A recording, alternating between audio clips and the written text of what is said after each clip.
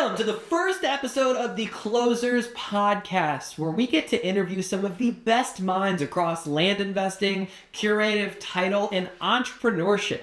So I'm so excited for this first episode because we're going to be sitting down with Chris Beary, who's local here to DFW and is a savant in the messy title, curative title world.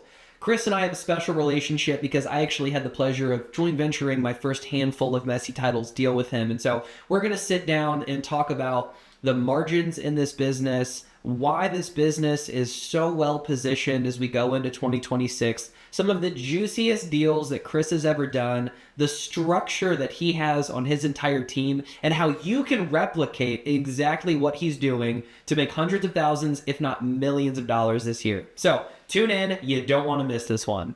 Welcome, guys, to the first episode of the Closers Podcast. This episode is very special to me for a lot of reasons. We have my good friend, Chris Beary, on here, who I had the honor of doing my first full handful of curative title deals with. This episode in a lot of ways is me getting to share with the world who Chris is and why he's such a net positive to society and how he's been a net positive to me. But we're going to be talking about his life, how he got into the curative title business, some things that are working really well in his business, how he makes a lot of money with just a few deals, and him as a leader. So this is going to be a lot of fun today. Chris, thank you for taking a day and coming out to the office, man. I'm really glad to be here, man. Thanks for having me. Absolutely. So let's dive into your life, because you don't have the cookie cutter, white collar story that got you in here, man. I actually want to start tail end of high school when basically when you had your first kid, because that was still, if I remember, you were still a teenager, actually, right? Yeah, would you mind sharing just like how all that played out? Yeah. So maybe spare some details, but no, man. I think that it was just kind of classic teenage story. Sure. I won't say I made a mistake, but I was definitely the typical irresponsible 17-year-old, and ended up finding out I was going to have a kid my senior year of high school, and man, that just really kind of changed the trajectory of my life. It really forced me to grow up pretty quickly. Yeah. Put a lot of responsibility on me really quickly. But I'm fortunate, man. I had an amazing dad. Still have an amazing dad. Yeah. I've met him. He's cool. Yeah, he's great, man. I love my dad. And so the only real fun part of that story I can tell you is just it's hilarious to think about now, but it just goes to show like what a baller my dad is, because I called him that night. He was working as a concierge captain at the AT&T Stadium. It had just opened. He had gotten that job as kind of like a real estate connection thing. It was really just a side gig, and he got to rub elbows with really cool people. And he was up at the stadium working like a concert or something, and he was like in Jerry Jones's suite. He was Whoa. He was the head concierge captain, so he was in charge of all the owner suites and all kind of stuff. And I call him, and he steps out, and I'm crying. I'm like, Dad, she's pregnant. He's like, son, relax. I'm bawling. I'm in tears. He's like, son, relax. You don't know that kid's yours. I was like, he is. But it was still just like one of the things that just like always went to show like my dad always had my back. And so, no, man, like through my whole kids' lives, I have 4 now. I was a father of 4 by 22. So I didn't let up quickly. Fell in love young, got married young, had a lot of kids young. And it was, it really worked out. It really, really worked out in the end. I have a gorgeous wife, I have amazing kids. My oldest is in high school now. He's about to start driving here in a few months. So it's wild. I can't necessarily recommend it to anybody, but I wouldn't have done it any differently. That's cool, man. Yeah. That's cool. Well, I mean, it's one of those things where in life you don't necessarily get to plan it all out, but you get to look back and be like, okay, this is the life that I have, and this is freaking cool, right? Oh yeah. I mean, the month I found out I was going to be a father was like the same month I was like applying to colleges, looking at where I was going to go. I was trying to get out of my So what did you end up doing after high school? I'm assuming you didn't just go to college for 4 years and not make any money because you had children you needed to feed, right? So I tried. Okay. I went to college for a few years. I was a dual major in math and physics. That was that was my plan. I got most of the way through those degrees, and it just became impractical. I was working service industry at the same time. That was like you were a bartender, right? I started waiting tables, immediately switched over to bartending pretty early. Just more money in it, better hours? What was the... Waiting tables is backbreaking, and it's a really, really tough job. Bartending was significantly easier and significantly more money. So ended up switching from restaurants into nightclubs, and that was a tumultuous time in my life, but the money was great. I really enjoyed it. It allowed me to work three nights a week and support my young family. And at the time, I felt wealthy. You know, I'd go to work on a Thursday night, poor, totally broke, and then pay all my bills by Sunday night. So, you know, the style of life wasn't anything that I can look back on and fondly say like, oh yeah, that's great for every young person. But it worked for us at the time. It taught me a lot of lessons. I got really good at talking to people. I had no real barrier or filter for just having conversations with strangers and being able to pretend like they're my best friends. It was probably the best rapport sales training I'd ever had. And then pretty shortly after I found out I was going to have my youngest kid, who's now 10. Okay. My dad bought me and my then girlfriend, soon to be fiance, real estate books, and we went to real estate school together. I got my license. Oh, I didn't realize you guys went together. Yeah, she was a realtor with me for the first couple of years. I actually retired her out of real estate during COVID. Okay. It was that year. Because things were good, or? It was a combination of things. Things were good. Things were getting better. Things got exponentially better after I went solo and she started staying home with the kids. But ultimately, we'd always had these conflicts where, you know, President's Day, spring break, long weekends, whatever it was always, okay, who's going to do what? Who's going to go show these houses, hold these open houses, Which is exactly when your clients want to go see things and your kids are out of school. Exactly. Yeah. And so it was actually that like January of that year, I think it was, maybe that was 2020 or 2019. I don't remember when it was, but I pretty much told my wife in January, hey, this spring break, pretty much for the remainder of the school year, I'll just take over your client load and you just stay home with the kids during all of these things. And excuse me, she had a decent amount of clients. So it was some extra work, but then they got out for spring break and never went back to school. Wow. So at that point, we just said, hey, this works. I ended up like doubling our income, having her stay home just because I love she's gorgeous. She's a distraction. And I say that with all the love of my heart. My wife really made it difficult to stay at the office. She's like, hey, I'm going to Costco. I was like, I'm coming with you. Yeah, no kidding. But yeah, no, that was the end of her real estate career for the most part. She still works with me. And she's actually back working with me in our company now. But no, man, at the time we went to real estate school together, and I still remember being goofy in real estate classes, like doing math on like what 3% was and how many houses we needed to sell. Totally. And, it was a real shocker to get into real estate and learn sales from scratch. Yeah, there's so many pieces here I want to dive into that you just shared, man. I think the first one is I'll touch on. I can echo the wife thing because I love my wife, Erin, dearly. I think you met her when you came out to the Land Scaling Summit. She is amazing. Yeah. She's the reason I had to get an office because I worked from home. And when you love your partner, it's really hard to not want to hang out with them during the day, all right? Because you married them, hopefully because you enjoy them and their company and they're beautiful. And so it's just funny, man, how you see these themes. But when you're able to step away from them, you remember why you're fighting for them. Right. And it lets you go out and conquer, especially as somebody who makes money based on production, right? Yeah. But I want to come back to bartending just for a second because you brought up this concept that I think I don't want people to miss. You go in, you feel broke, you have a weekend, make a couple grand or whatever, right? I want to talk about your relationship with money for a second because I remember when I was just getting out of college, at one point I had saved almost $5,000 and I felt like I was richer than God, which is just a wild concept, right? Whereas now I get an $80,000 wire and it's numb. You know, I'm like, woo, all right, what's the next deal, right? Exactly. Which is a great place to be and I'm very blessed, right? But I want you to talk about how your relationship with money changed as you went from bartending to realtor and then obviously eventually into, curative title. The biggest transition I've ever made with my financial relationships was really going from immediate instant gratification, go work 4 hours and make $1,000, to work 8-hour days, 9-hour days, 10-hour days for weeks on end and never see a penny. Going from a 4-hour instant gratification, that 4-hour cycle of I work, I get paid, to now it's a 90 to 180 day cycle of I work and I don't see that income for now 3 to 6 months. That was the biggest gap that I needed to close. And ultimately what I had to correct was my plan B. Through the beginning of my real estate career, I continued to work at bars and restaurants for like the first year and a half. Okay. And what ended up happening was because I had this kind of, I say it was toxic. I had this toxic relationship with money where I knew I could always go get it if I just picked up a shift. Isn't that interesting? It made me focus so much on my plan B that plan A was never given a fair shot to work. And so I actually quit bartending with like $100 in my bank account. I just had to go full deep end because I became acutely aware that, and I say I became aware, my dad was basically reminding me constantly that, dude, if you're not leaving yourself open to show houses on the weekends, there's no way that you're going to make real estate successful. You just you can't fight a war on two fronts, and that's what I was trying to do. And so I was broke. I was as broke gets, with 4 young kids and a spouse and a house that we needed to pay for. And I took a leap of faith and jumped straight into real estate full time. And instantly that made a difference. Just being able to give it my whole ass. Yeah. That really changed how much money I was able to make.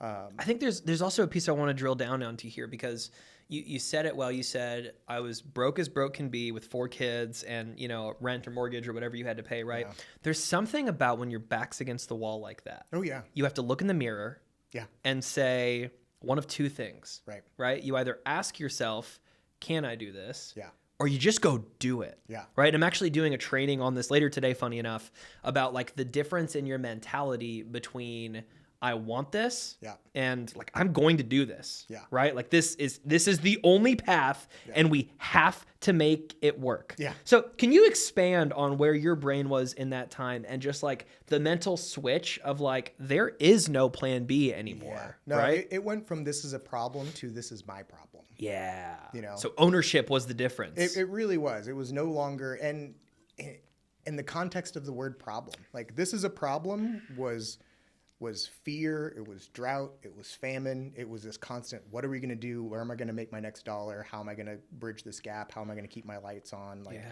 and those were real, honest conversations. I mean, I can tell you like one defining moment where like my lights were off and we didn't have food. And like my dad spotted me and he covered me, and thank God he did. I don't know where I would be without him or where my kids would be without him. Yeah. But it was like, I was still a young man, but I was still a man. I was still ahead of my house. I still had people who looked up to me, people who I was responsible for. So it was really difficult for me to swallow that pill in that moment. And I realized this is my problem to solve. And once I figured out that earning an income, living life, being successful, and being able to be a provider for my family literally just meant being a problem solver. Just from then on, my entire career has been predicated on solving problems. That's great. Okay. I think that's a good bridge then into what we do now, right? Which is Curative Title, which is quite literally looking for the problems so that we can solve them, right? So talk to us about just in the storyline.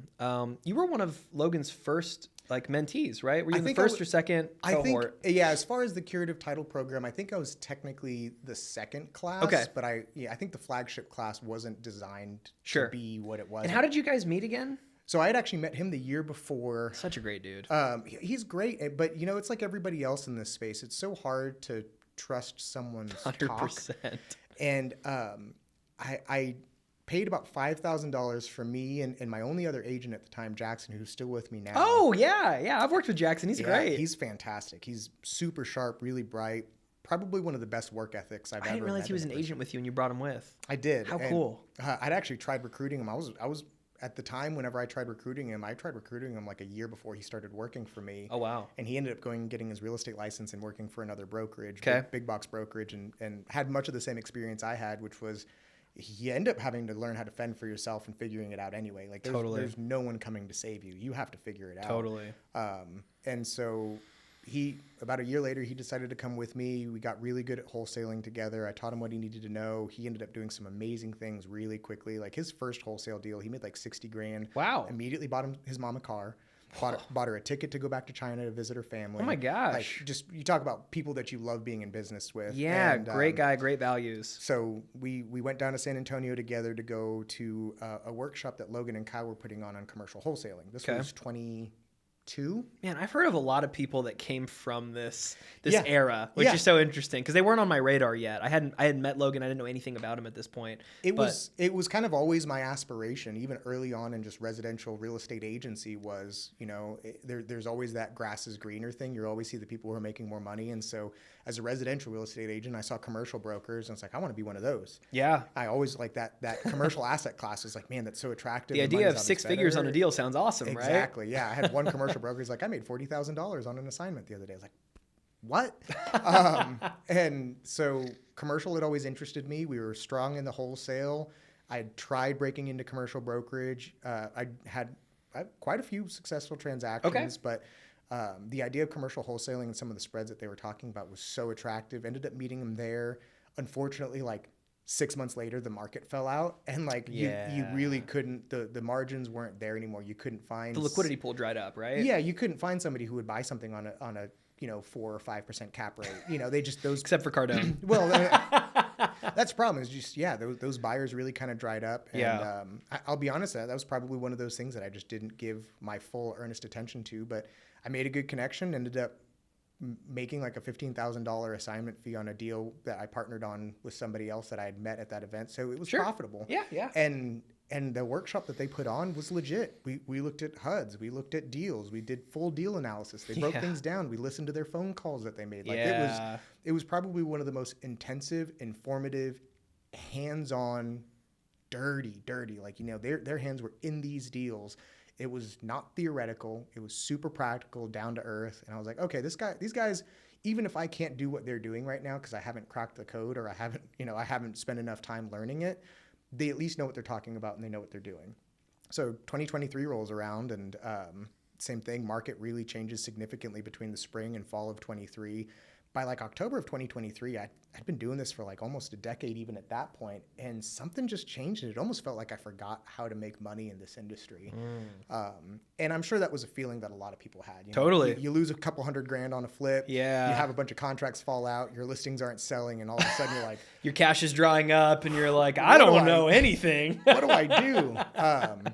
And I saw Logan post something about distressed title and, again, being a wholesaler and a realtor for so many years at that point, those deals came across my desk all the time. It's just we always would dead them out. We would do our best to solve them. I can't tell you how many deals I'd done with multiple heirs or all these issues. And you did what you had to do to get them done back 100%. then. But it ended up ultimately being, those were bycatch. Those were the things that were coming up and really were just kind of messing up our pipeline. Totally. Wasn't a focus point at all. If anything, I ran from those deals. Yeah. And so because it's just way more work for the same amount of money that you were already going to make. Exactly. But when I saw Logan talk about this, I sent him a message. He remembered me. Him and I had actually had a handful of conversations in between those 2 points. And at that point, the only way that you could get into his coaching program was I went through like a 2-hour-long interview with him.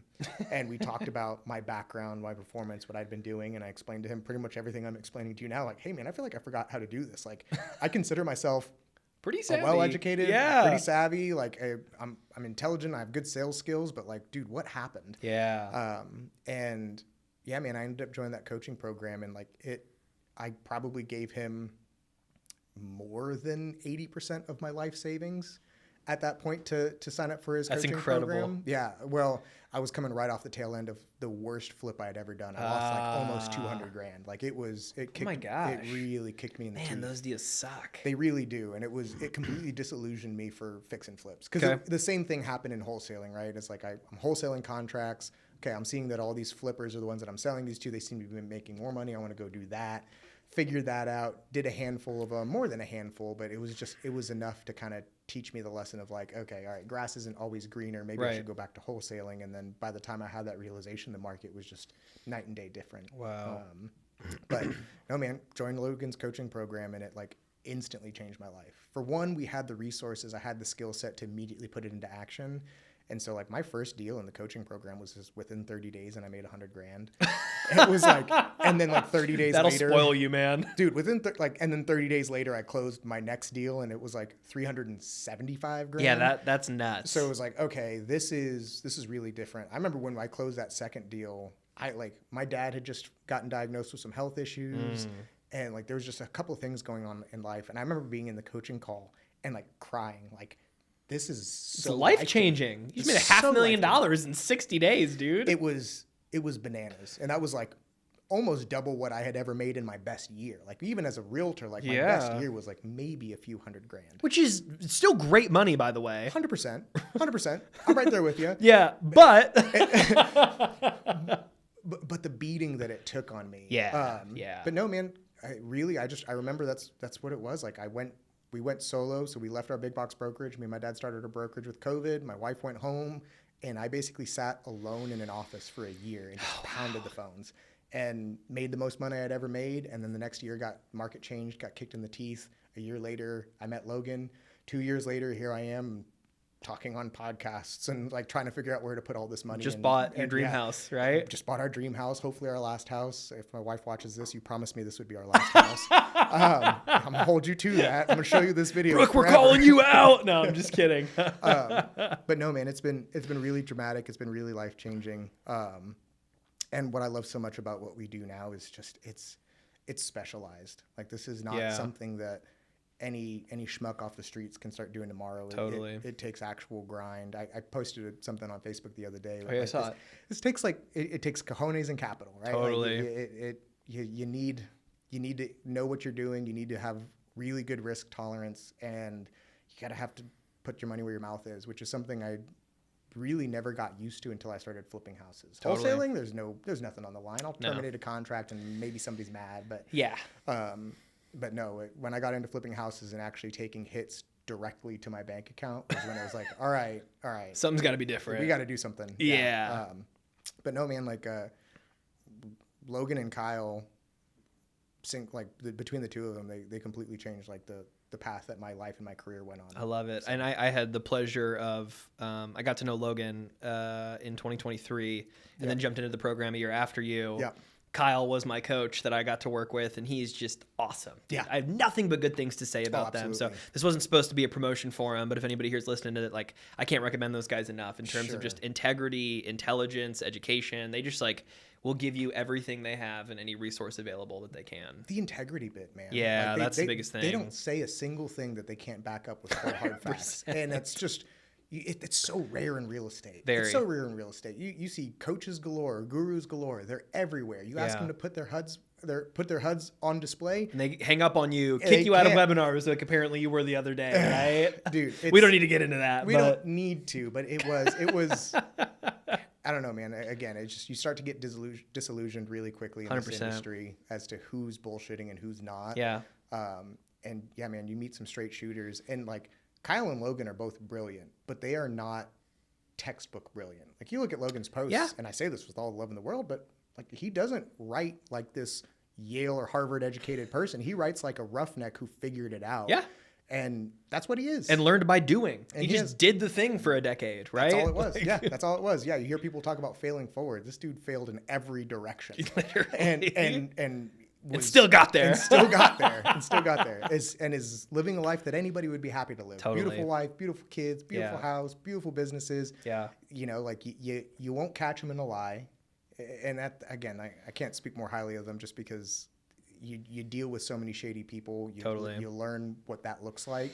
So when you see somebody who isn't that, it's a breath. You just want to scream it from the rooftops, man. Exactly. I get it. And we obviously both had just great success working with their team. I want to go back in your story. Sure. Let's talk again about your first 60 days, which was awesome.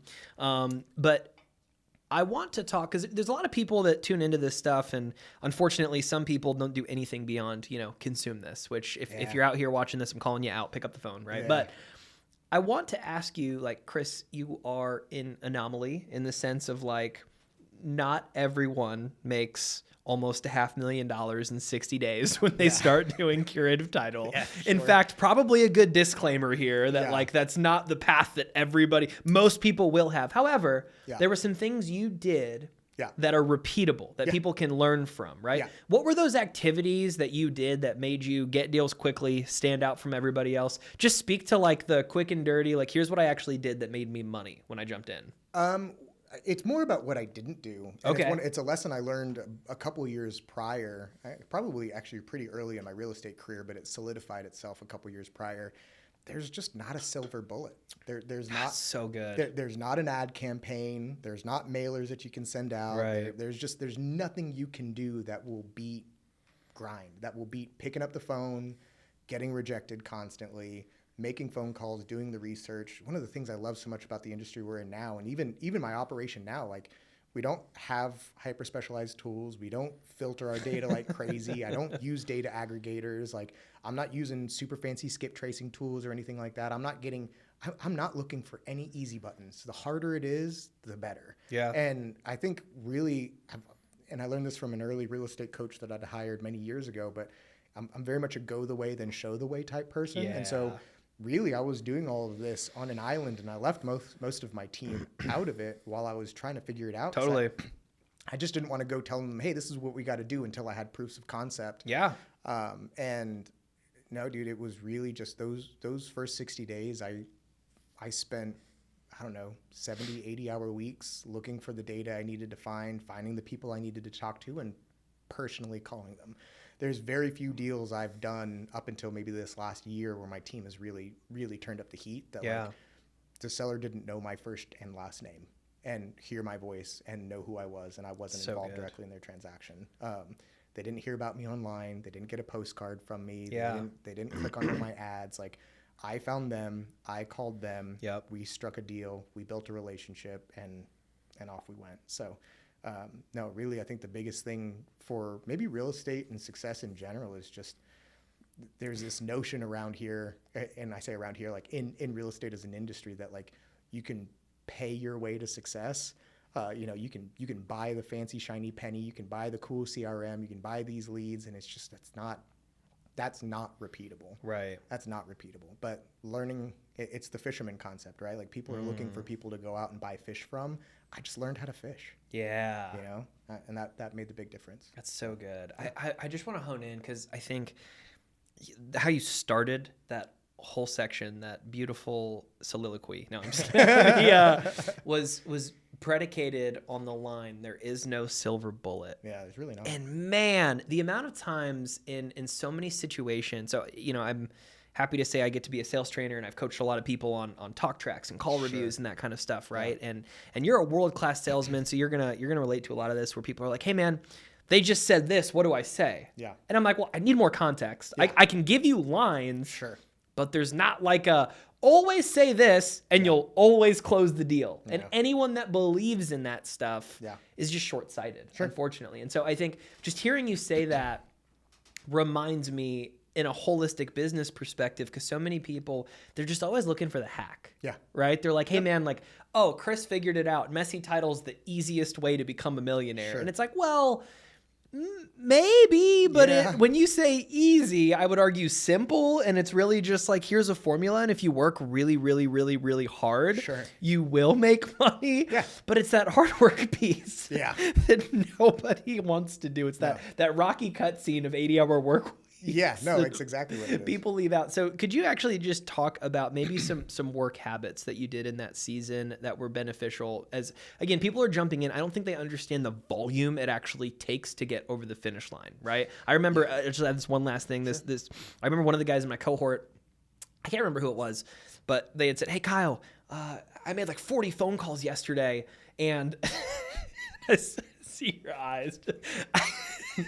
I couldn't even get anybody on the phone except for like one FU. And it's like, okay, go make 400 more. Right. But anyways, man, I'm sorry. I'm talking too much here, but please, will you just speak to habits and volume? Because I think I want people to understand what it takes to make real money. Yeah. You know, there's a bunch of like early real estate sales training, sayings that I still kind of carry with me. It's just time on task over time. Time on task over time. Yeah, you can't really beat that. I remember even trying to train some sales agents that I'd had back in my, real estate agency days, where I'd tell somebody, like, go make 100 phone calls every day, and someone will eventually say yes. Like, even you could call them with the worst script in the world, have no idea what you're saying.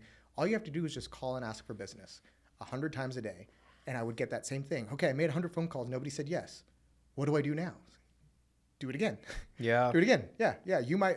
I think Joe Rogan said it. Like, if you show up to work and all that comes out is dog shit, show up the next day and make more dog shit. And eventually a flower will come out of them. Like sometimes I just learned it, just like that grind, man, just having to go into the office, make phone calls and eat shit every day for a long time. Yeah.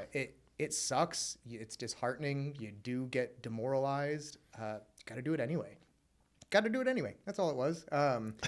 I think people would be really surprised at my work habits now. It's not like I'm spending 80 hours behind my computer at my desk. That's not really what it looks like anymore, or really ever did. Like there were times when I could sit myself down at my computer screen and hammer out hundreds of phone calls day over day. And that absolutely had its benefits, but really what it looks like now is just like I'm constantly at work. Like I couldn't tell you what my hours are. Like I'm constantly at work.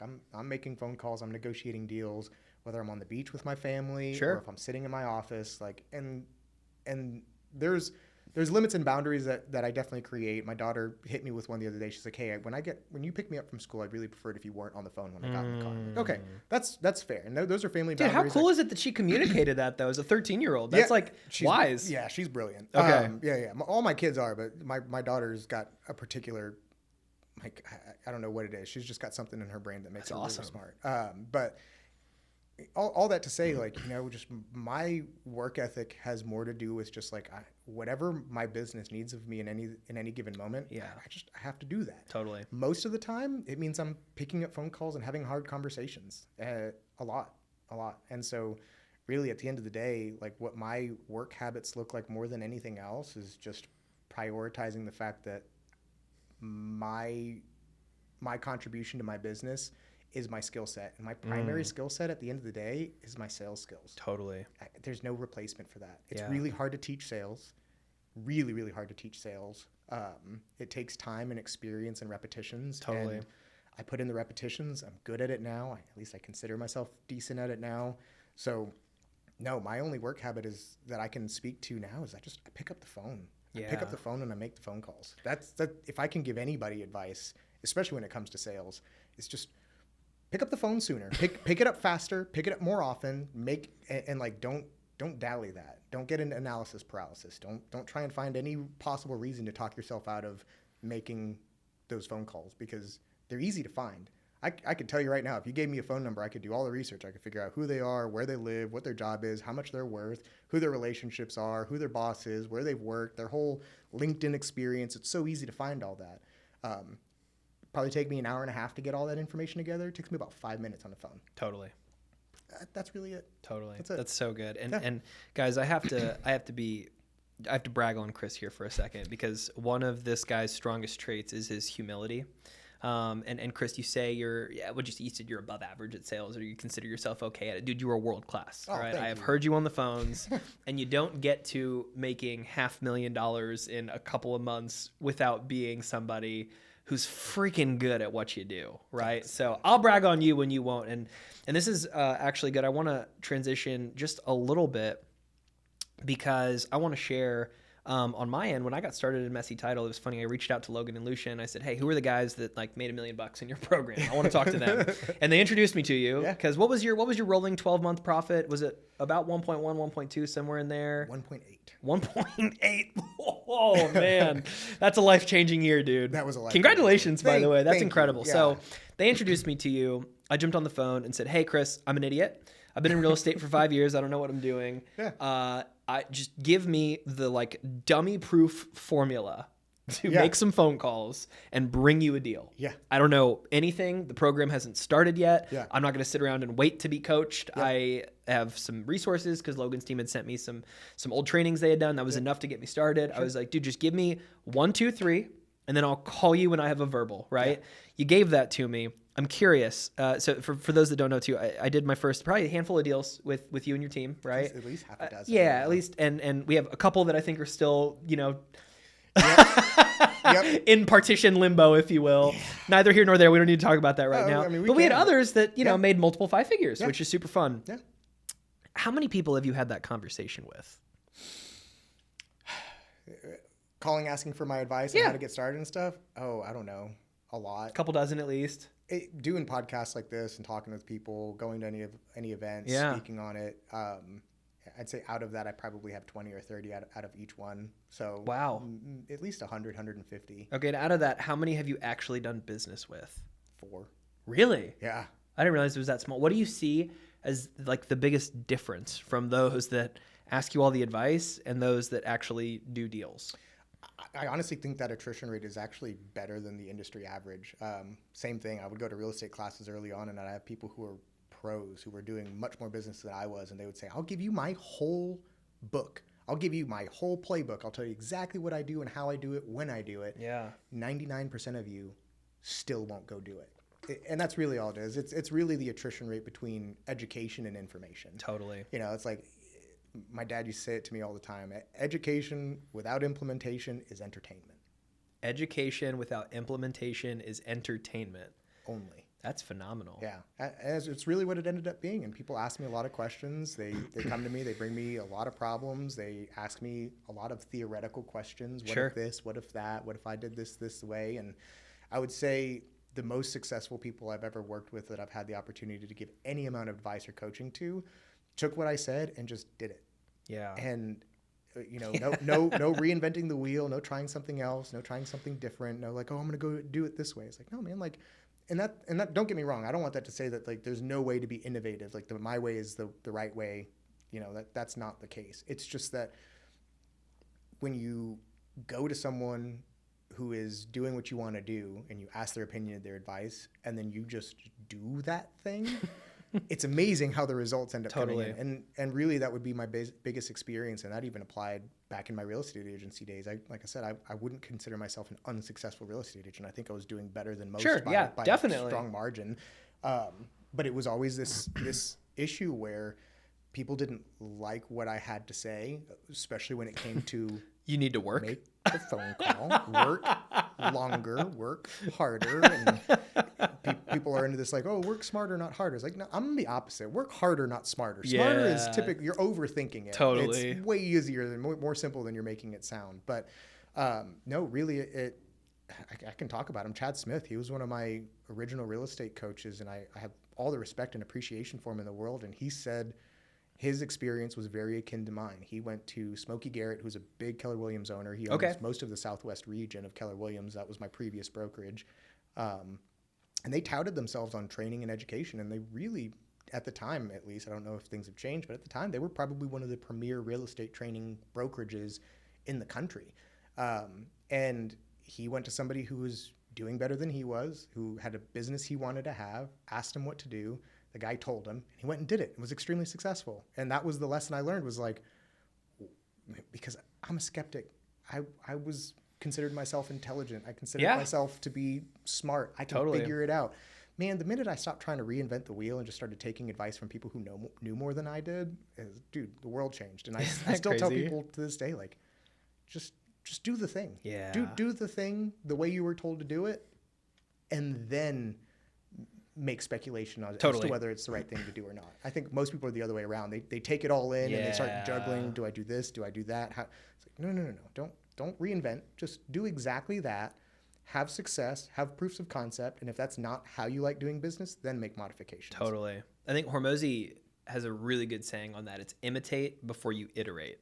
Absolutely. So like, just to condense that entire ideology, because I mean, like I said, when I called you, I was like, bro, you've been doing this a year. You've made over $1 million. I'm going to do exactly what you tell me to do. And none of these hypotheticals matter, because you'll kill the deal if it's not a deal, or you'll invest in the deal if it is. Yeah. And I'll be able to ask you for coaching advice while we're making money together if I have more questions. And that's exactly what we did. And you were super generous with your time and how you taught us in doing those deals too. So it's so fun, man. And so anybody that's out here, Chris JV'd with people on these messy title deals, and we'll drop your info towards the end and stuff. And we're nowhere near the end of this episode, so I don't want to get there yet. But because there's so many more questions I have for you, because we've talked a lot about philosophies and story. Yeah. I want to start diving into your business more tactically. Sure.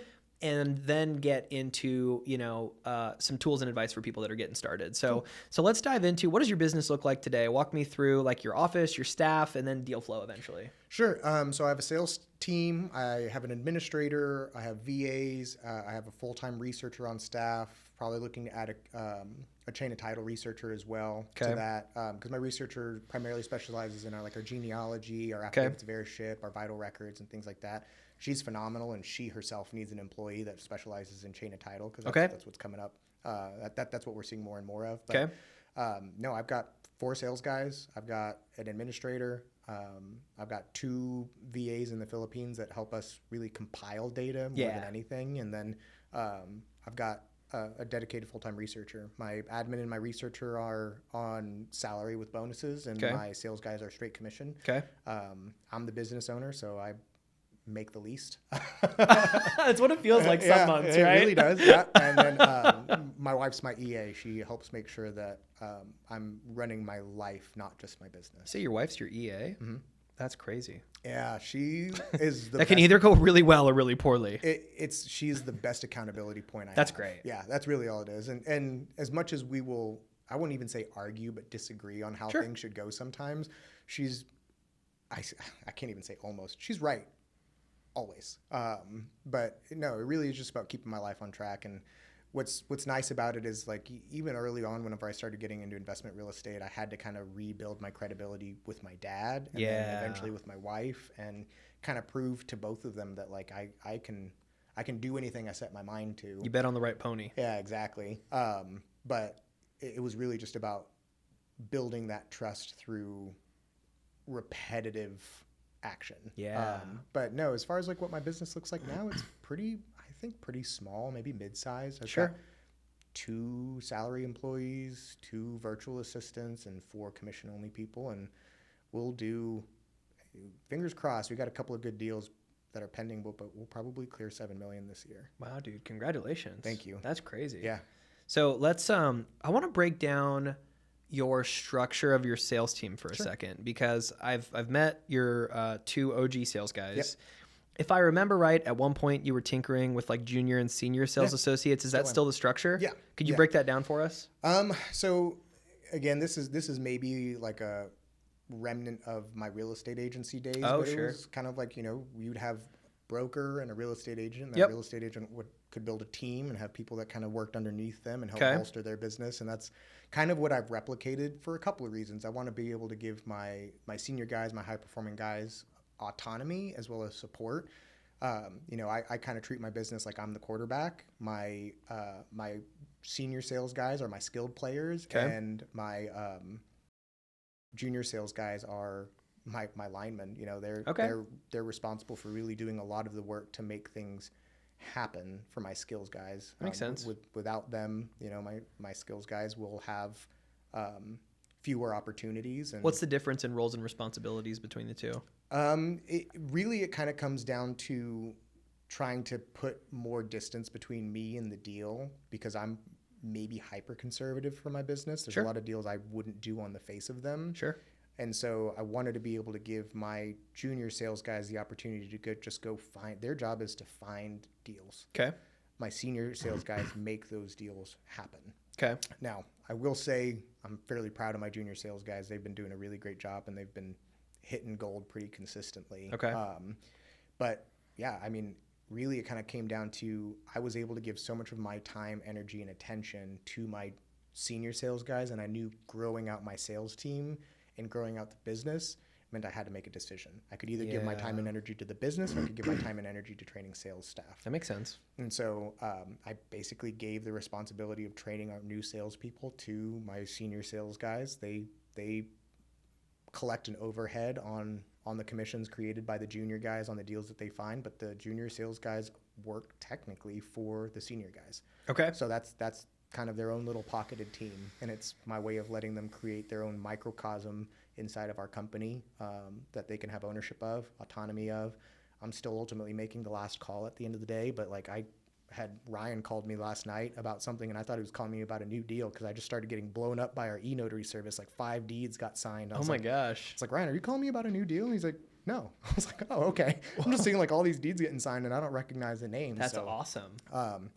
It's really cool, but yeah, really the differentiating factor there is just it's to be able to like duplicate myself and make sure that any new salespeople I bring onto the team still get all the access to information and education and training. And if you walk into my office, 9 times out of 10, I'm on the phone with somebody.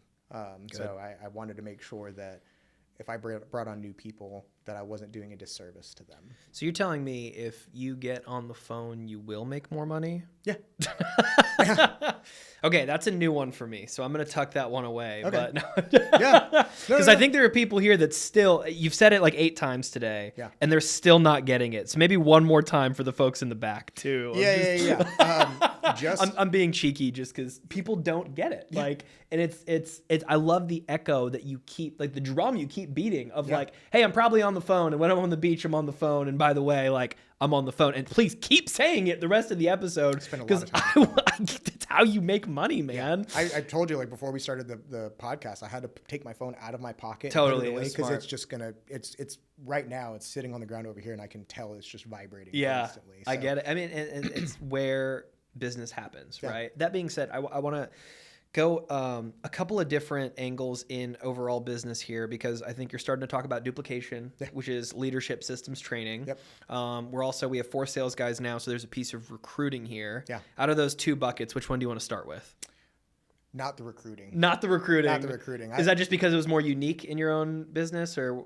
I guess now I'm accidentally asking questions about the recruiting. No. I'm like, why not that? Now let's talk about it. Growth is good, but it can overconsume. Like I'm not. It's one of those pigs get fat, hogs get slaughtered. Yeah. I'm not looking to train my competition. I'm happy to collaborate. I'm happy to share my information, my education. But the last thing I want to do is hire somebody who bring them into our atmosphere. Bring them, like me and my guys have a great relationship. Of course. Like, our office morale is fantastic. And there's been a couple of people I've brought in and either chose not to move forward with or cut ties pretty early on because I could just tell they didn't match the vibe, and they weren't conducive to the work environment that I personally wanted. This is good. So now we're talking culture. Yeah. Actually, so I don't know if you're a big like core value junkie or if it's more just like what tangible cultural values have you seen that you want to multiply versus maybe some that you want to distance yourself from? Does anything come to mind? So I was raised in this business by my dad, who's big on professional standards and ethics. Okay. Professional standards and ethics. Doing things the right way is really like the kind of North Star. Okay. What we do requires that we operate in the gray area often. And really at the end of the day, I just wanted to bring people on who, were willing to let me lead them, willing to let me be, and I have this conversation a lot because, I entertained merging our business with Logan's at one point and taking on a partnership. And it's just so hard to do that because, not like Napoleon was like the historical figure that I aspire to be, but that's always maybe in the early days. Right. But no, that's always the argument is, I've promised my wife the world. So if I'm to be Napoleon, how can I be someone else's general? Yeah. Yeah. It's fair. But Napoleon needs his generals, and I've got great generals. And that's really what it ended up being is I've built out people who are willing to wear my banner and fight my fights with me. So good. So really, at the end of the day, it was just the culture that we ultimately created was one where we all go home and feel good about what we do. Nothing feels shady. Nothing feels sketchy. We are always inclined to do the right thing where possible, even when we're operating in the gray and we have to make difficult decisions that might differ from others. I see other operators in this space that are way more cutthroat than we are. They take on deals that I wouldn't do in a million years. Totally. Not because there's not money to be made, but because there's sleep to be lost. Yeah. There's personal esteem that kind of needs to be managed. But really, at the end of the day, my guys believe in me. I believe in them. I say my guys, my gals too. I know what you mean. My whole group, for the most part, believes that what we're doing is the right thing. And even in this situation where, you could almost zoom out a little bit and see real estate, especially real estate investment for distressed title, can almost, it's too close to being grubby. Yeah. That I want to make sure that we're all kind of maintaining this concept of not every deal is worth doing. Yeah. The best deal that you'll ever do is the one you don't do. 100%. So, you learn that from your flips. You learn that from your flips for sure. But no, really for us, our culture is more about just being able to show up to work, really enjoying the people that we work with, because these deals, as fun as they can be to do, they suck. I can't really sugarcoat that at all. That's a soundbite for when we're promoting this pod for sure. They're fun, they're rewarding, but they suck. I mean, they really 100%. do. Like, I when I say problem solving, I say problem solving like it's fun and hunky dory and rainbows and unicorns, and it's not. It's a grind. It's stress. I'm making phone calls. I'm researching statutes. I'm looking through underwriting manuals to find holes to poke. I'm trying to convince people that these deals are worth doing, or that that we see deals and legislation and regulations a certain way. 100%. Yeah. So it's not for the faint of heart. And so at the end of the day, I just want people to work with, that I get along with, that are smart, that are sales oriented, but are willing to step over $1 in the interest of maintaining good reputation and integrity, and good personal integrity. And 100%. Yeah. I want to tell a story about you because I think it'll highlight your leadership. And I don't even know that this was impactful to you at all, but it was very impactful to me and told me a story about who you were early on. We'd gotten into probably 2 or 3 deals. Yeah. All that had happened was you had parted ways with money that was in your bank account on behalf of deals that I had brought you at this point. Sure. And so I say that to say we hadn't actually made money together yet, Yeah. but we had a pipeline, right? Yeah, we were invested in each other. We were invested in each other. We'd built a relationship. We vibed. It was awesome. But I remember me and my former business partner, Ben, we'd been working this entitlement deal for like about a year. And we'd brought up to you like our end buyers were basically reoffering on us at the finish line. Trading you down. Yeah. And exactly. Retrading us at the we have no other options. EMD's hard. Like they knew what they were doing. Sure. And it was, I'm not going to sit here and play victim, but the point being they were retrading us. We'd shared this with you. Within 10 minutes, you were on a 3-way call, me, you, and your attorney, right? Which is Dan Burke, which is an awesome guy, by the way.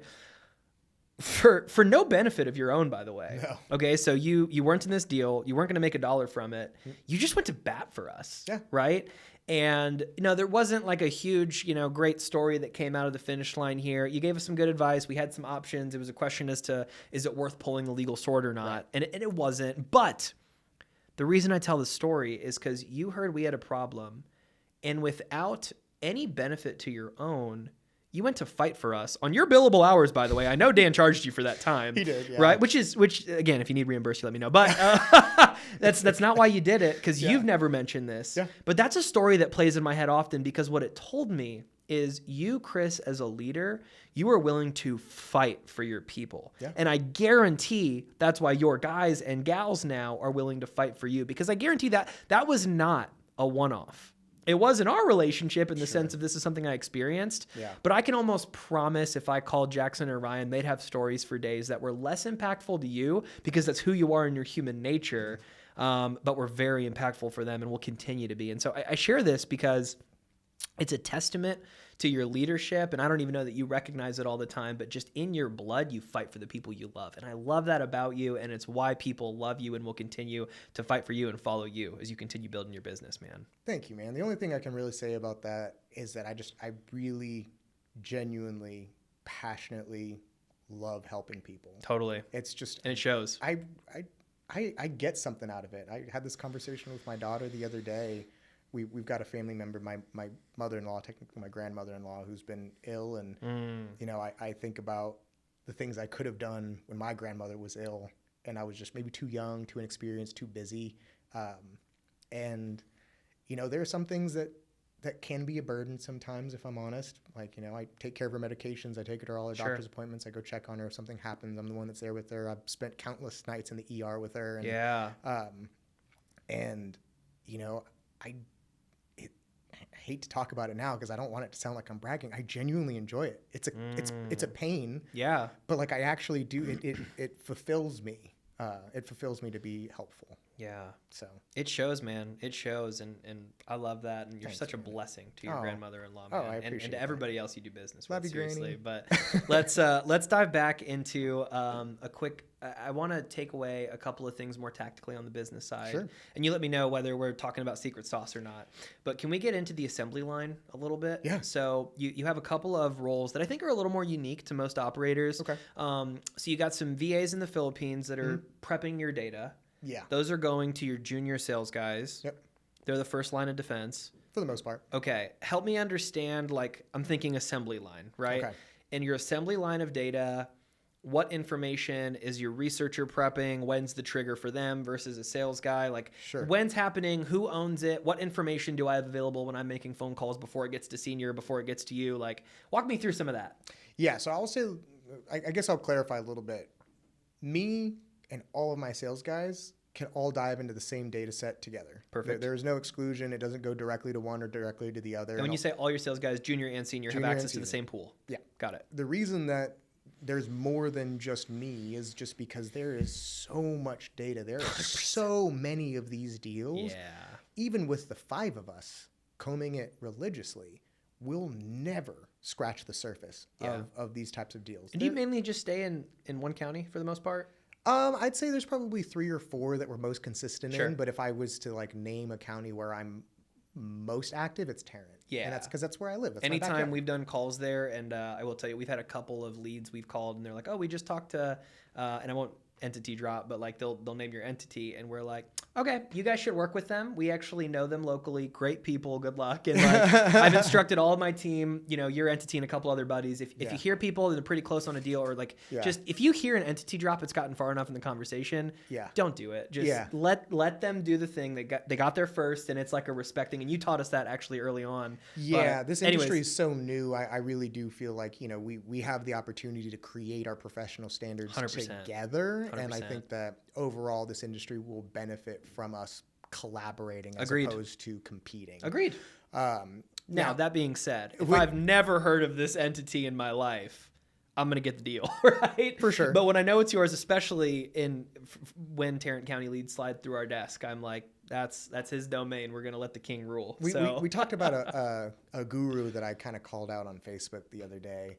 And in the middle of this webinar, I just decided to comb the land records because that's what I do. I mean, it's easy when you know how to, right? When you know how to, right, exactly. It's like, okay, if you're not giving me the information I want, I know it's public, so let me go find it. Yeah. And you'd think that this operator claiming 13 years of experience in space would have countless land records. They would have to. Maybe 3 deeds and deeds of trust with hard money loans attached. Like this month or total? Total.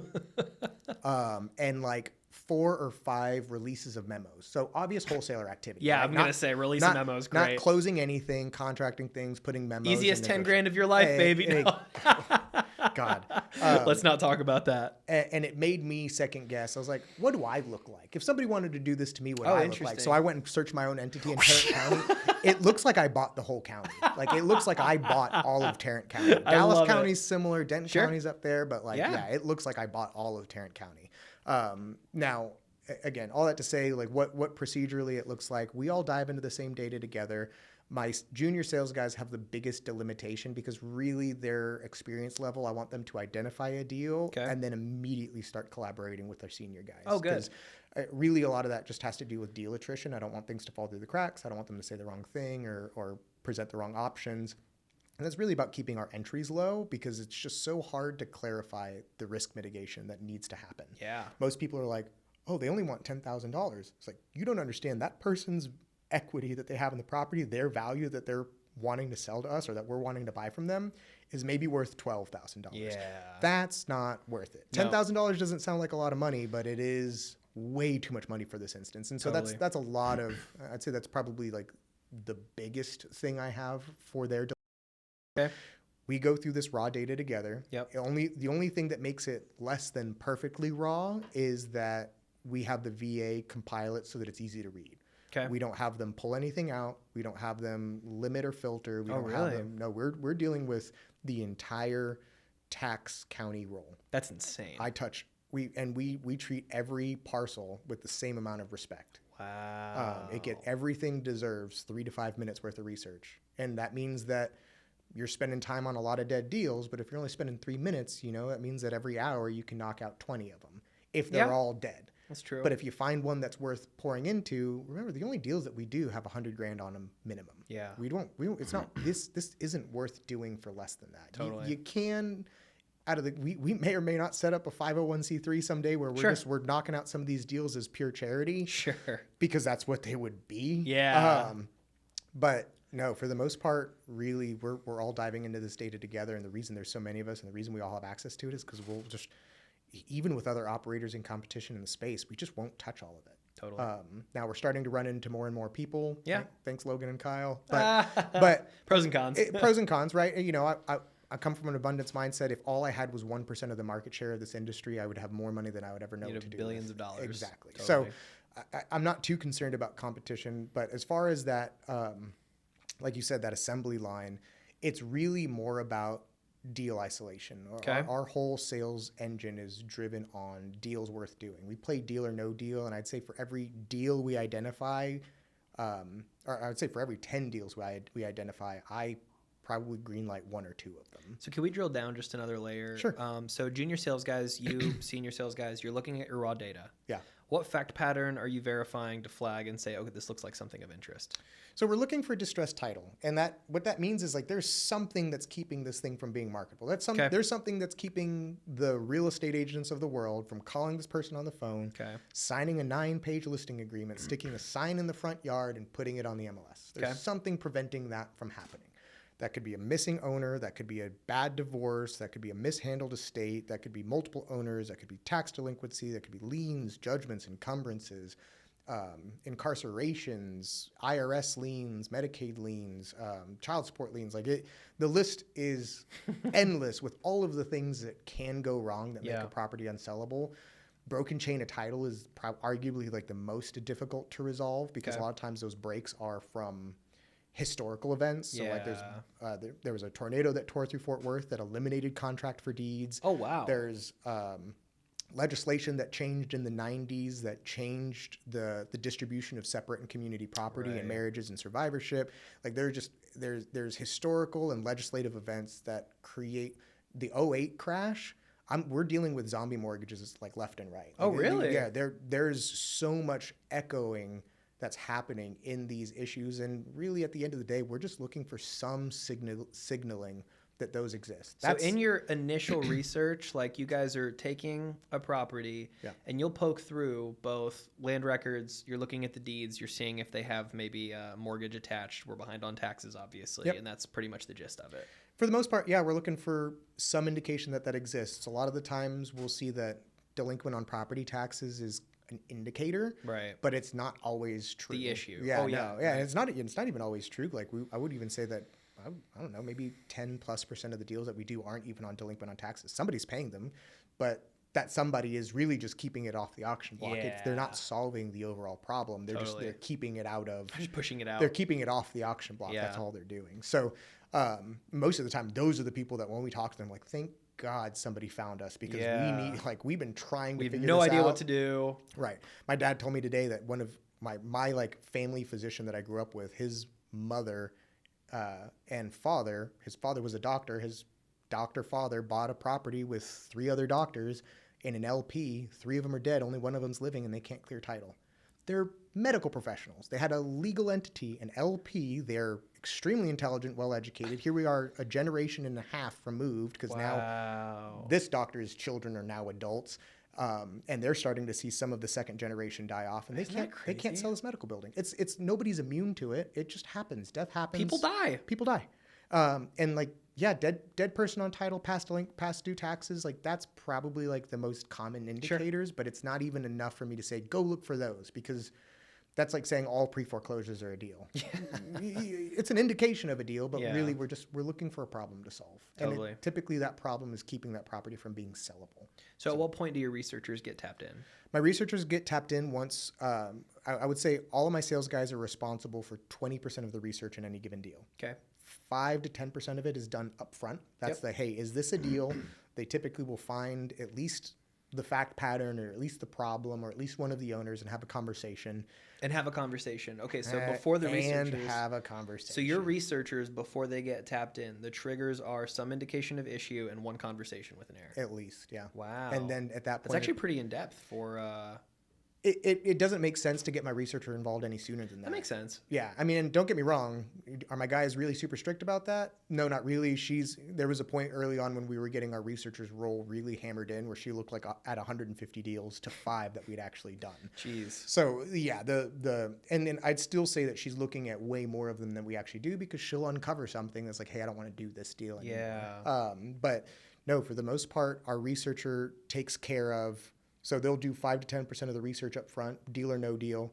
At that point, the researcher kicks in. She's looking for the full family tree fact pattern, the genealogy, any broken chain in the title, any liens or encumbrances that may or may not be there. Okay. And that remaining 5 to 10% of research is typically on my senior sales guys. Okay. That's where they're doing strategic research. Hey, let's talk to this person. Let's find this address. Let's find this neighbor. Because my researcher is not going to the depth of like, hey, we need to find this person. She starts calling all the neighbors around. Right. She has so much on her plate to do.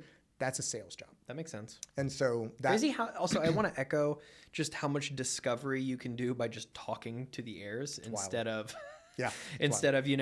trying to find it all online. And I'm like, dude, just call and ask them. And if they don't know, then do this. But you're going to waste 4 hours of time when this could be a 3-minute conversation, right? I learned that from you, by the way. I can speak very proudly of Jackson's research because he is a great researcher, but it's almost it's almost a disability. It almost holds him back because his research is so good and he is so inclined to do it. When it's like, oh, I got that answer yesterday because I called the lady. Like I called her. When you're good at something, you want to do it more too. You enjoy it, right? Exactly. When you're good at it. Yeah, and I'll be honest, I fall into that trap very often. There's a reason why I'm preaching about it because it's a problem I face also.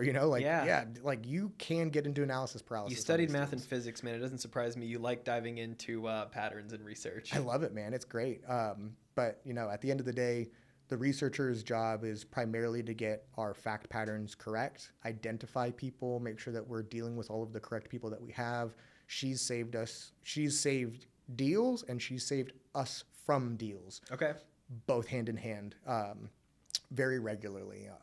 And she also helps us with all the fact pattern that we need for affidavits of heirship, which are monstrous documents. A lot of the times in the deals that we do, we've got one that we're doing right now that had 49 biological heirs. It was a family tree of, I think that in total, like the total people, if you count all the dead people involved, there was like over 120 names we needed to name on this affidavit of heirship, dead and alive. And that means that that's 120 people that we need their birthdays, their date of death, their marriage dates, the their counties divorce they dates, were the in. children they had, where they lived. Oh my gosh. All of the marriages they've ever had. So you can blitz that, what, 20 minutes? Dude, Laura can put together an affidavit of heirship of that complexity pretty freaking quick. Let's go, man. Laura's a beast, by the way. Beast, We've worked with her a couple of times. I'll share. I remember there's probably the third deal we did together. Last name Whitley, if you remember this one. I do, yeah. I remember because there were only 3 parties we needed signatures from, and I didn't understand an AOH at this point. And I remember I had bumped my business partner at the time, Ben, who was interfacing with you on this. And I was like, dude, why hasn't Chris finished this affidavit of heirship yet? And he's like, bro, have you looked at all the people that are actually involved in this? It's kind of a beast. And I'm like, we need 3 people's signatures. What do you mean? And then I remember we looked at the family tree together and I was like, oh, because there were like 18 people or something in this, right? And to your point, it's date of birth, date of death, county they were in, where they lived, all the brouhaha. And it was like, oh, well, I'm really glad we're JVing this one with Chris. Yeah. I don't think I could have figured this out on my own, but that's too good, man. That's too good.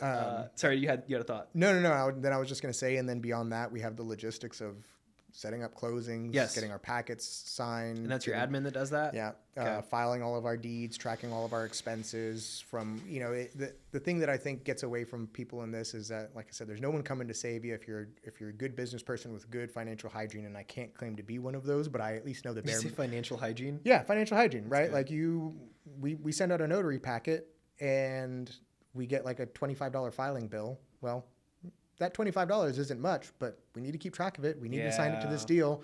And so, there's some deals I'll go in and Mackenzie will have input like $15 expenses with the receipt and the date, and she paid it and everything's there. That's so fun. It seems nominal in the grand scheme of like, oh, we're going to make $100 grand plus on this deal. Right. And then that bookkeeping's impossible to keep track of. So that's great. That makes sense. Even beyond that, even just like, hey, I want to go apply for financing. I want to go buy a big old house. Like, how can I justify these expenses? That makes sense. So it's those minutia that I'm really grateful for the folks that I work with, because if it were just me, I'd be working off of a spreadsheet. If that, and I can show you, I've actually converted to a journal. I used to have like a stack of daily trackers and I'd keep on my notes. Now I keep them together in a journal, and dude, it's an atrocity. Like my mind is not a fun place to be most of the time. Like I have a really good memory, but it completely goes out the window when I step out of my office. I'm like, Sure. what did I have to do? Yeah. So no, I mean, my team infrastructure is really built around trying to plug the holes where I come short in my business, and I'm really ultimately trying to just be the quarterback, because I think that's so where good. That's where my company needs me to be the most. That's so, good, man. Yeah. I love it. Let's start making our way towards the end of this, because you've been dropping heat for a minute. Cool. And so I want to touch on just a couple of more things as we close out here. Let's talk, what's your average deal size look like right now, and about how much volume are you guys doing from, because I know you mentioned 7 million, I think 80-20 principle. I'm sure you probably have a couple of really big deals that are helping part of that. And then you have a lot of your more like median or mode type deals that are more your base hits, if you will, even though you said you have a 6-figure minimum. We do. So could you break out just like, what's an average deal, a normal deal look like for you? 80K. 80K. Okay. Yeah. Underwrite for 100. Obviously, some crap always pops up, which is why you underwrite for 100K. Okay. Oh, we've lost money on some of these deals. Sure. We've lost our ass on a couple of them.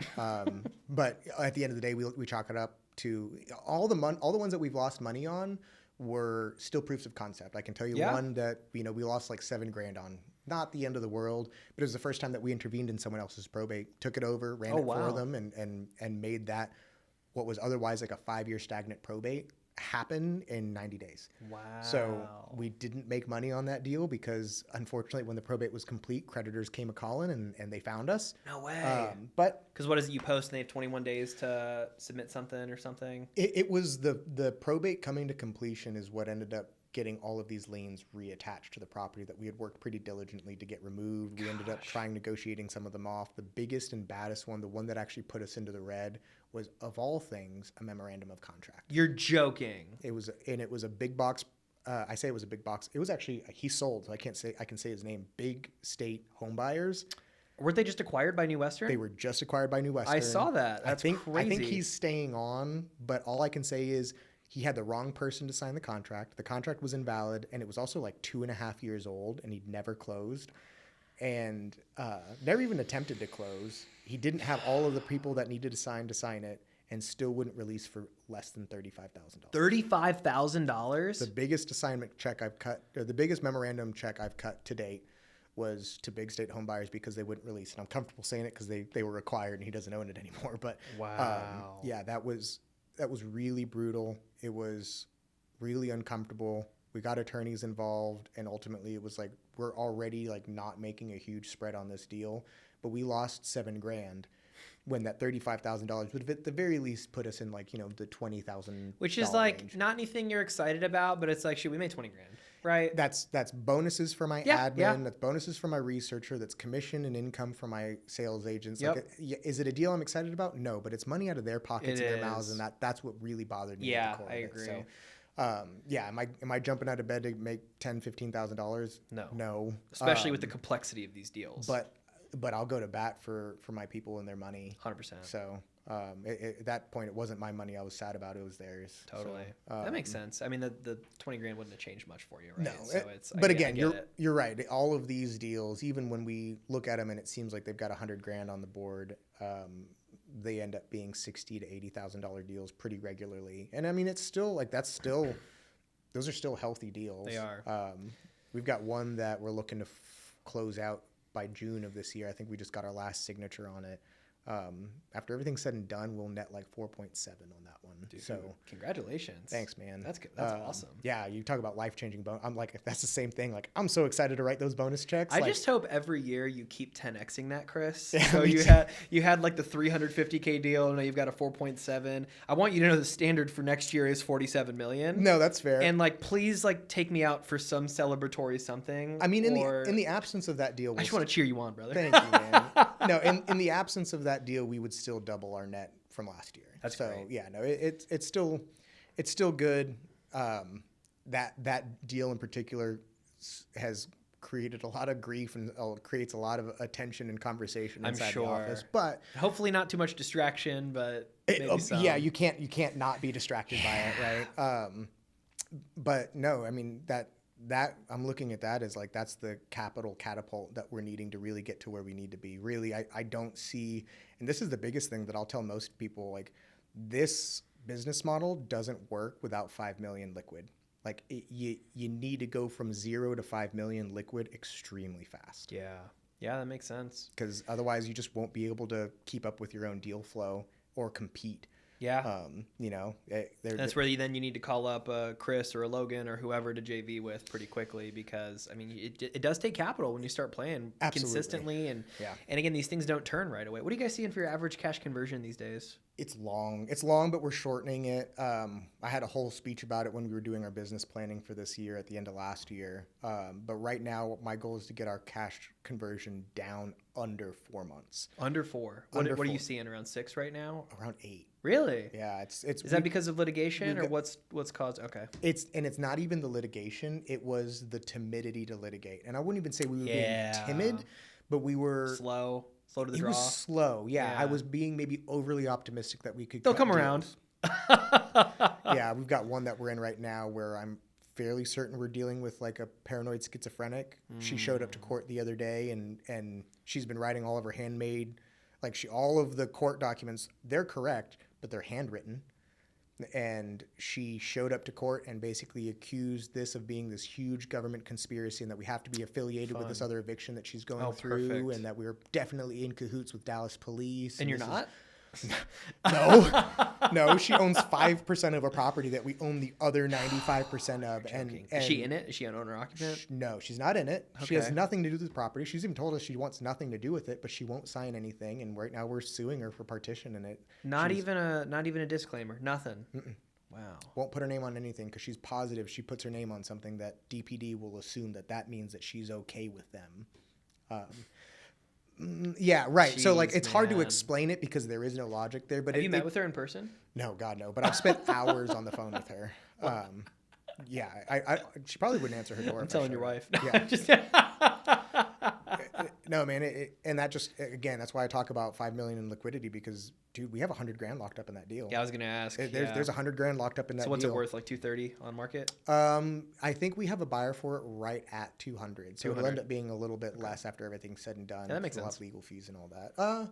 Yeah, no, I was going to say, do I still have outstanding legal fees on that one? Yes, I do, because we're still going to court. I think I always get a bill from Nathan on something I thought was closed right out. Afterwards. Yeah, exactly. I say that with love. I love you, Nathan. But no, I've started making a point saying hey, we're getting ready to close this out. Bring me up to date on this one, please, so I can. Yeah, that's actually really smart. We might tweak that in our process, because when you pay out commissions, then you get another bill. You're kind of like, the deal was less profitable than I had thought. But you've already paid them out, so I'm not going to claw back on my guys, right? No. I don't do any clawbacks. We just any losses, and this is something I'm learning, even with the new FinCEN requirements. Is dude, sometimes we got to take things on the chin. Sometimes it's that's just the way this industry is. You just, as a business owner, there's a reason I'm a business owner and my people work for me as opposed to doing their own thing, because all of my people are extremely intelligent and sharp, and they could all go run their own businesses tomorrow. I'm grateful that they don't.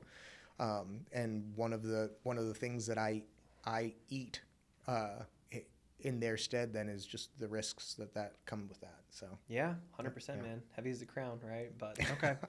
So I want to transition just 2 last questions as we're getting closed out here. Sure. I think the first one is kind of a general one, just words of advice that you have for folks that are trying to get into messy title. Do your research. And by research, I mean self-educate. There's nothing that we're doing that's new. Partition suits have been around forever. Quiet title suits have been around forever. Title underwriting has been around forever. It's all extremely well documented. It's boring. It's dry. It's information that you need to download as quickly as possible. Yeah. Getting into one of these deals and not knowing at least the intestate succession for your state, if you're in a state that even honors intestate succession, is, I don't know, man. It's like handing a 3-year-old a loaded weapon. It's a problem waiting to happen. There's so much education that comes into this, and I'm grateful that I had so many years as a real estate agent and a wholesaler and an investor prior to getting into this, because there were so many things that I had already known that allowed me to immediately get into business and have some risk mitigation, right? You know, it's not until you get your first little IRS lien pop up on a property that you go, oh no, what do we do about this? Yeah. I can tell you, I don't know. I can tell you maybe my first or second year in real estate, I had this killer deal and I had it under contract and I had it for sale. Had it under contract, was ready to go. I was just a real estate agent. And then like a $500,000 IRS lien popped up. And that's how I learned to get partials, how to get partial releases. Yeah. And, you know, that's something that if I had to figure out today in my deals from scratch and I had a deal, it would be quite the learning curve. With my own money. Like, again, I'm a real estate agent. What I have invested in that deal at the beginning of my career is time. Yeah. And hope. Business cards you handed out. Right. Time, hope, maybe a little stupidity. Sure. But that's what I had invested. Now as an investor doing what we do now, like the biggest thing I have to remind people of in this specific industry is that we're in deep water. We're in the title problem with the owner. I'm an owner in this problem when I'm trying to solve it. So if I had $100,000 deal, and this has happened, if I had $100,000 deal that I had a lien that completely wiped out 100% of my profit and my investment, I have one of them now. We have to learn to either eat that or find a way to solve the problem while also keeping that money out of rotation. Yeah. I was telling my wife the other day, I was having a stressful day. She's like, what's wrong? I was like, I think I lost $70,000 today. And you know, for some people that's enough to go jump off of a building. So like if you don't have that tolerance, if you don't have that stomach, it's more than just money, right? Some people can have all the money in the world and don't have a stomach for that type of loss. True. It's my biggest advice is just do your research. God, don't put your money into these deals unless you really know what you're doing. Partner with people, partner with Ajay, partner with Logan, partner with Kyle if you can. Like, don't do these deals by yourself on a whim. I don't care how experienced you are. Like, until you've done one of these yourself, and by one, I mean like a dozen, you don't have any idea what could potentially come up, and it can really bite you. Like the risk in this is real. Which I actually really appreciate. I think this is like what we do in Curative Title. Just to clarify, like I'm an owner. I take ownership. Right? I'm not the wholesaler. I don't have it under contract. We don't have equitable title. Like I am an owner in title. You go take my deal to the title company and ask who all the owners are. I may not be the only one, but I'll come up. But I'm on there. Yeah. I'm an owner in title. My money is where my mouth is. No hard money loans. No assignments. No one's coming to save me. I'm a big boy and I bought into this deal and it's my responsibility to fix it. Yeah. And that's really my biggest piece of advice is this is great. I love what I do. It's complex.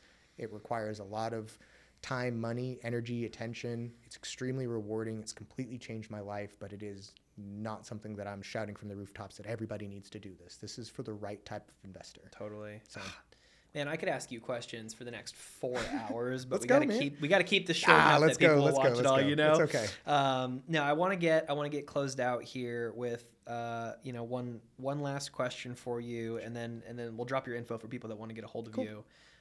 Chris, you have mentioned the impact of your dad and what he's had on your life at multiple phases of your career. Yeah. As a father of 4, what impact do you want to make sure you leave on your kids? Oh, it's so tough. I'm not the dad that my dad was to me. I'm ashamed to say that, really. Man, got me crying. I'm sorry.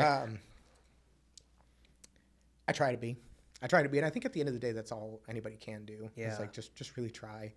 I just want my kids to be happy and love me. Yeah. Yeah.